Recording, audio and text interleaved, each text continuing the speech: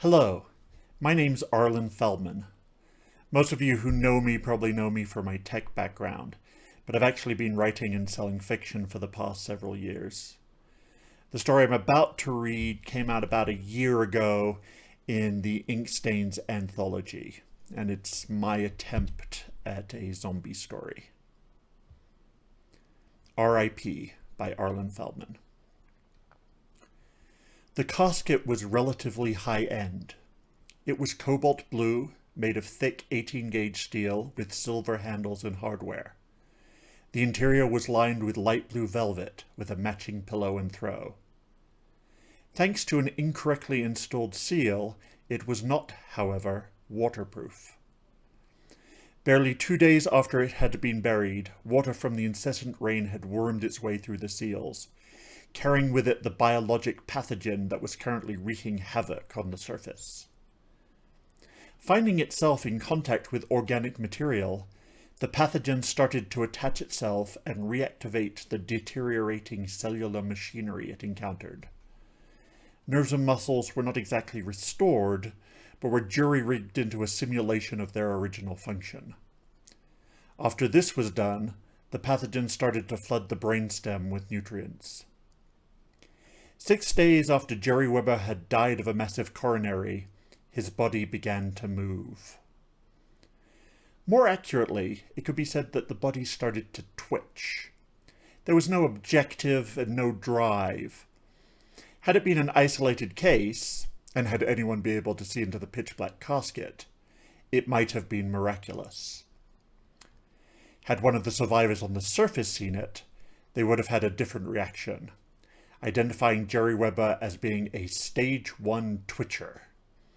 What was left of the medical research community would have known that this phase would last for somewhere between 3 and 9 hours, depending on the condition of the affected corpse. For a corpse, Jerry Weber was in fairly good shape. He was reasonably fresh and, for religious reasons, had not been embalmed. The twitches lasted for about 4 hours, while the pathogen diligently went to work hijacking Jerry's amygdala. The pathogen could survive for a long time by consuming what it considered to be non-critical parts of Jerry, but it could survive considerably longer by having him consume external nutrients. To get Jerry to assist in providing said nutrients, it installed in its host an insatiable hunger. In theory, any nutrients would do, but the pathogen was far from perfect. Ideally, it wanted its host to avoid consuming already infected food sources. The way that it did that had the side effect of only targeting humans. This stage had been dubbed the hunger by those above who had managed to survive long enough to get around to naming things. Jerry stopped twitching and, infused with a desperate need to feed, made every effort to do so. Unfortunately for him, he was buried in the dark, 5 feet underground, in a damp steel box. The combined instincts of Jerry and the pathogen joined forces to drive him towards the surface and food. Fists, elbows, knees, feet, head, all pounded against the top of the casket, the sounds muffled even in the confined space by the velvet lining. At first, the amount of force in Jerry's atrophied muscles was pitiful, but the pathogen started strengthening the muscles, using energy freed from the demolition of now unnecessary organs, such as the gallbladder and the skin. If Jerry had been more religious, he would have only been wrapped in a shroud, or, at most, a wooden casket with no nails and hinges. It is just possible that he would have been able to escape from either of those. He would still have had to make it through the earth to the surface, but it might maybe have been achievable. But the 4,800 pounds of dirt sitting on top of the casket's cobalt blue top made it impossible for the lid to be raised. The solid steel meant that it was impossible to break through. Nonetheless, Jerry spent the next 60 hours trying to do exactly that. In truth, because of their age and their inaccessibility, very few of the pathogen-powered monsters roaming the surface came from cemeteries. Morgues and hospitals were the primary source. Then accident victims, as panic started to spread. then victims of the victims. Aside from the sounds of his own attempts to escape, Jerry's world was quiet. The surface was currently a very noisy place. After a while, even the soft thuds against the velvet faded out. Jerry was now a Stage 2 twitcher. This phase was deceptive, as the doctor who coined the phrase learned to his cost. Given the opportunity, a Stage 2 twitcher could become effective very, very quickly, if presented with an appropriate stimulus. But at this point, the pathogen was saving its energy, or rather, it was saving Jerry's energy. Without further nutrients, the host could last for several weeks in this state, although towards the end of that period, there would not be enough left of the host to move. Two things happened in Jerry's favor at this point, if favor is the right term to use. First, liking a better place, people started dumping corpses in the graveyard, hoping perhaps that someone would eventually get around to burying them.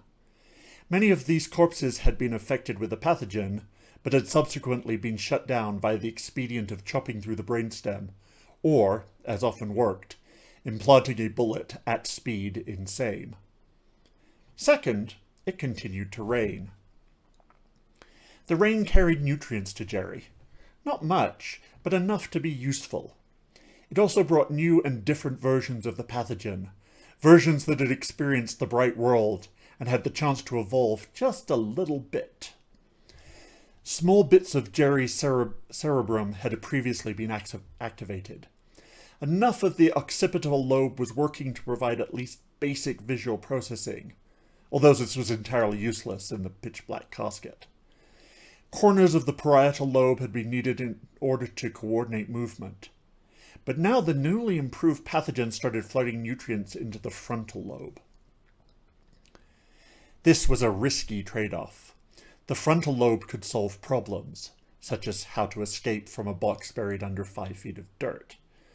On the other hand, the frontal lobe was huge, and therefore expensive in terms of resources.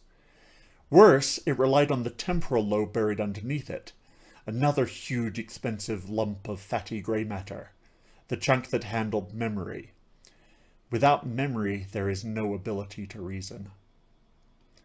On the surface, this technique had driven the pathogen's victims to conquer such complex tasks as opening doors, climbing ladders, and, in one extreme case, using a hammer, literally already in hand, to pull down a barricade. Jerry's major accomplishment with his extra, though extremely limited brain power, was to rip away the casket's lining before attacking it once more with fists and feet. It was no more effective, but it was much louder. In the outer world, the intensity of the rain had increased, which did not do much for the mood of the already miserable survivors. It should have, though, since the rain interfered with the primitive senses of the infected, making the huddled and hiding people a tiny bit safer. The popularity of dumping bodies in the cemetery had also increased, and had even been given something of an official imprimatur by the placement of a sign reading Emergency Body Storage Site, SIGHT. The misspelling of site had not slowed anyone down. The material at the bottom of the casket was now completely saturated with liquid, and nutrient-filled water was starting to pool. This created a sort of equilibrium. Just enough nutrients were getting to Jerry to keep the pathogen active and able to continue expending resources. Whether the success of pulling down the casket lining spurred it on, or whether it had no other strategies, the pathogen fed more of the new nutrients into the frontal lobe, simulating dopamine for the neurons that were operational enough to be stimulated by it. A groan passed Jerry's lips. Considering that his larynx was bone-dry and flaky, and that there was no mechanism for pumping air through the vocal cords, this was actually quite impressive, the release of a last puff of breath. No one was there to hear the sound, but it sounded just a bit like the word Laura. Given that Jerry had a daughter named Laura, This might not have been a coincidence. There were no further sounds from Jerry, although his lips did continue to move. It started with a swirling of color in front of his eyes, resolving into disjointed memories. Words associated with the colors: sky, ocean, grass. They all faded to black. More words came: hot, cold, damp. These connected together into more complex ideas. I am cold. I am damp. I am. I. Jerry felt very strange. He had no idea where he was, but despite a slight chill, he felt relatively comfortable. He had memories of a great deal of pain in his arm and in his chest. He remembered his teenage daughter screaming, and then nothing. Maybe he'd had a heart attack? It would not have been the first. If so, then was he in a hospital? But it was so dark. Even in the middle of the night, hospitals had some lights and blinking machines. One thing he knew for sure: he was really, really hungry. In hospitals, there were usually buttons to call the nurse. He reached out to see if he could find one. His hands ran into the side of something, and something similar on the other side, and something right above. Possibilities crowded into Jerry's brain, but he quickly pushed them aside. It was ridiculous to even consider such a thing. It was the 21st century, after all. People didn't get No, ridiculous. He tried to take a deep breath, but couldn't. How sick was he? It didn't feel like he was breathing at all. If he couldn't detect his own breathing, maybe a doctor couldn't either. Maybe they had thought he was dead. Oh God, he thought. The bastards buried me alive. And now fear and anger possessed him, and he started pounding on the casket much like he had earlier. He also used his feet to try and push out the bottom of the casket, then flipped himself over and used his back against the lid to no avail. He tried to stick his fingers through the seam between the base and the lid, and actually managed to touch damp earth, losing most of his fingernails in the attempt, but getting no closer to escape. These were exactly the sort of strategies that the pathogen would have been trying to stimulate, and if it had any sort of awareness, it would have been pleased with the results, so far, ineffective as they were. The hunger was really getting to Jerry now. He needed to eat. It was odd, though. It wasn't steak in his mind or his wife's brisket. He was thinking about food, but the images in his head were of blood and throats and raw steaming guts. He simultaneously wanted to drool and to throw up, though he no longer had the ability to do either. An image of Laura popped into his head unbidden. His beautiful daughter crying as the ambulance men loaded him onto a gurney. For just a second, he pictured her throat, torn and bleeding. The picture came with a flash of hunger. He shuddered, forcing the image from his mind. And now he was just angry. How could they possibly have done this to him? He pounded his fists against the casket lid, hearing the crunch of a finger bone splintering, but feeling no pain. The more rational part of Jerry's returning mind eventually managed to assert itself. He abruptly stopped striking out and dropped back onto the silk lining. He needed to think.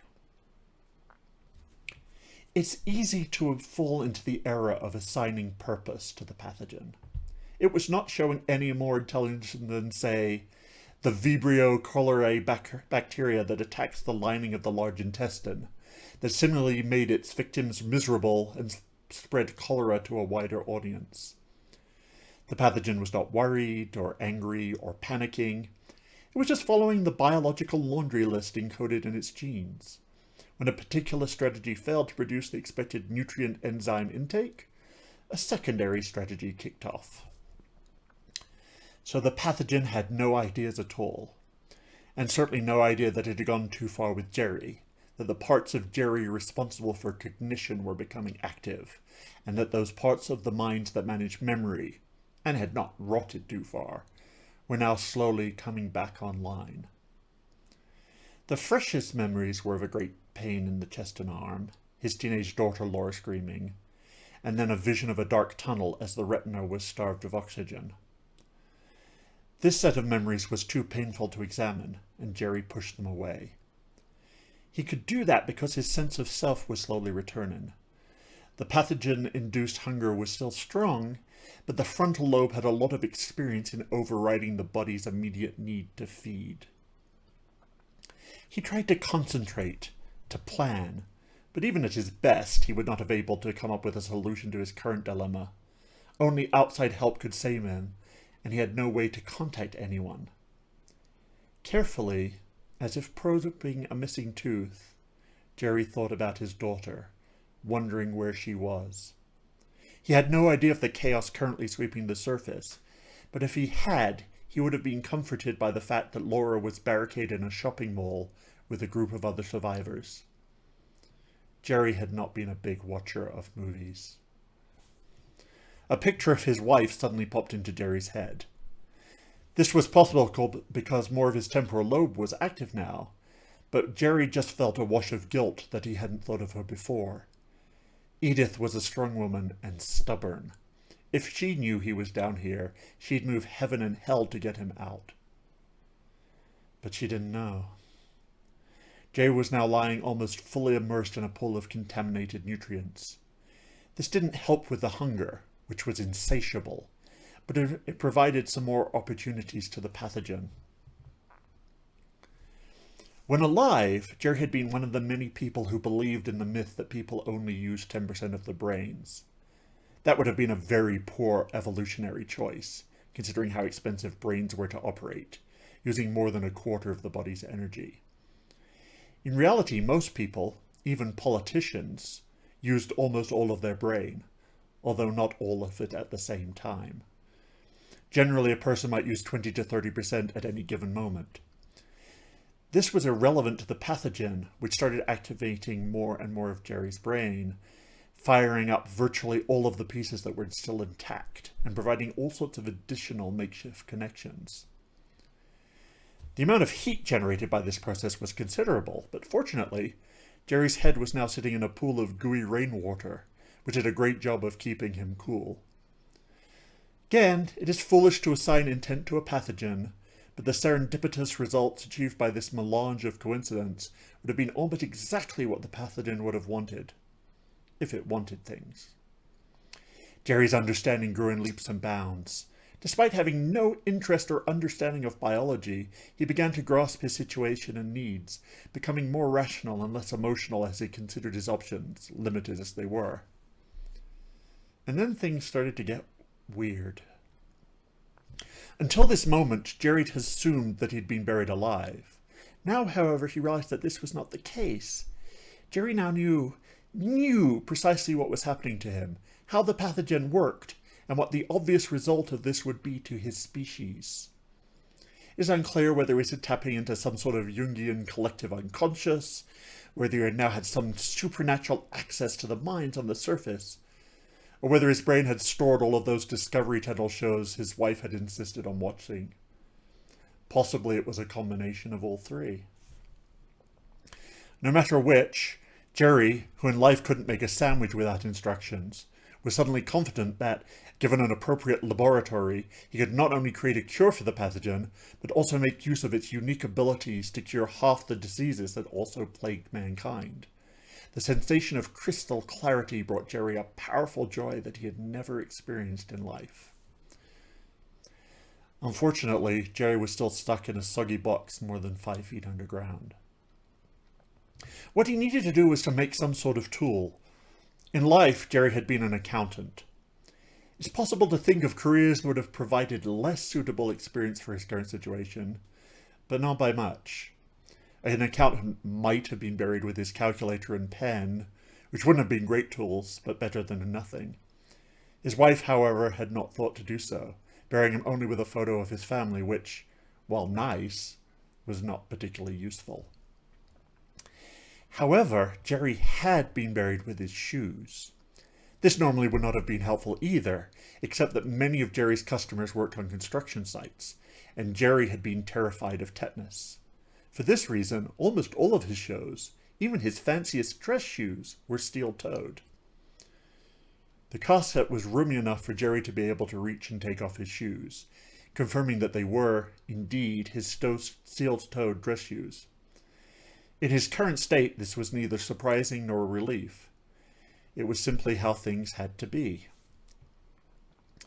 The tip slid into the defective seal before starting to compress the lever, but using a hand as a hammer, the steel plate, acting as a wedge, opened a small gap.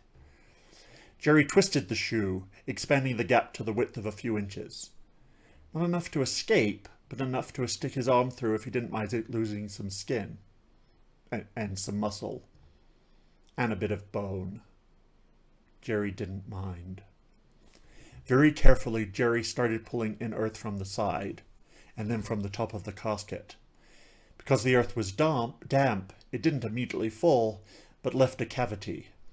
As the pressure slowly eased on the lid, he was able to use the other shoe as a shovel to reach even further. It took a long time. He had plenty of time to spare. It wasn't as if he was going to run out of air. Had it been at all sentient, the pathogen would have been cheering in excitement. Its strategy had worked. Lacking awareness, the pathogen was not worried about Jerry's revelation and plans. Honestly, even those who knew and loved Jerry the best, had they known of his ideas, would have given them little credence, even assuming they could have got past the whole being dead thing. Less than 20 hours after he'd removed his shoe, Jerry had made the gap wide enough for his body to slip through, albeit by sustaining damage that would have severely incapacitated a living person. Now, instead of being inside a steel box, he was buried in wet earth. Jerry stood up. Actually, it was a somewhat more gloopy process than that, but basically just that simple. The casket was buried the standard 5 feet below the ground. Jerry was 6 feet tall. With a sucking sound, his head and a bit of his shoulders popped out of the ground. It took a while for him to free his arms, but once he did, he started digging himself out. This was a lot of work, but did not take long. In the past, the amount of effort he had just exerted would have had Jerry gasping in pain. Now, though, other than being hungry, he actually felt wonderful. He couldn't remember feeling healthier. Had a doctor examined him, the doctor would not have agreed. Quite apart from apparently being dead, Jerry was quite literally falling apart due to days of necrosis, followed by the ravages of the pathogens that fed on the bits of Jerry that it didn't consider to be important, not to mention the damage he'd done to himself while escaping his theoretically lost resting place. If there'd been a mirror around, Jerry would have run screaming from his own reflection. This would go a long way in explaining what happened next. Although it was still raining, Jerry's head was no longer sitting in a pool of cooling water. He still knew what he had to do, but the crystal clarity was fading. He realized that he had a very short time to act. The odds of him finding a lab were minimal, and he couldn't talk. He needed to leave a note. He found the emergency body storage site sign and ripped it off its post. It was printed paper in a plastic cover. Jerry struggled with this for a bit. His coordination was failing as his brain heated up. The pathogen was not responsive enough to realize that, having achieved a major part of its goal, it would be a good idea to ease up. Now that he had paper, Jerry needed something to write with. As he'd already checked, he knew that he didn't have his own pen, but it was possible that he might find one in the pocket of the many corpses lying around. He spent many minutes searching without luck. The world was getting hazier now, and Jerry was fighting to focus. He found a small stick, and lacking anything better, dipped it into his own chest. The blood had mostly coagulated, but the cocktail of pathogen-laced fluid was a brownish-grey colour that he hoped would dry visible. Using the back of one of the corpses as a writing surface, Jerry started laboriously to write. His brain's temperature had shot up, and not even the pathogen could help him concentrate. Seth Kobach had come with his friend Josh to deliver another truckload of corpses, and had exited the truck to open the gate. He spotted Jerry and had no doubt of his status vis-a-vis being alive.